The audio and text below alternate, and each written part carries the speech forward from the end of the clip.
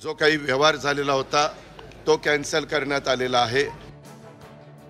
पुण्यातील कोरेगाव पार्क जमीन व्यवहार अखेर रद्द। उपमुख्यमंत्री अजित पवारांची घोषणा। झी24 तासच्या बातमीचा महा इम्पॅक्ट। यामध्ये एकही पैशाचा व्यवहार झालेला नाही।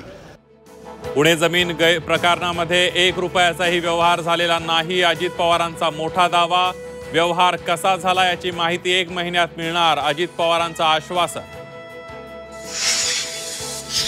पुणे जमीन व्यवहारात ज्यांनी सही केली त्यांच्यावर गुन्हा दाखल। कारवाईबाबत महसूल मंत्री बावनकुळेंनी दिली माहिती। पार्थ पवारांच्या प्रश्नावर अजित पवारांचं उत्तर।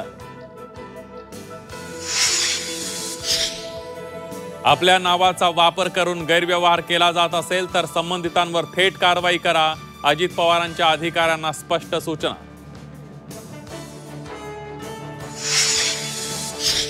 अनियमिततेला जबाबदार असणाऱ्यांवर कारवाई, कुणालाही सोडलं जाणार नाही। पुणे जमीन व्यवहार प्रकरणी देवेंद्र फडणवीस यांचं आश्वासन। 4 महिन्यापूर्वीच अजितदादांनी प्रकरण थांबवलं असतं तर ही वेळ आली नसती। राधाकृष्ण विखे पाटलांचा अजित पवारांना टोला। झी24 तासच्या बातमीची राहुल गांधींकडून दखल। 1800 कोटींची जमीन मंत्र्यांच्या मुलांनी लाटली।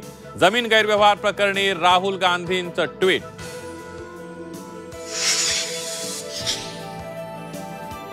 आपली आणि जरांगेंची ब्रेन मॅपिंग आणि नार्को टेस्ट करा। मनोज जरांगेंच्या आरोपांना धनंजय मुंडेंचं उत्तर।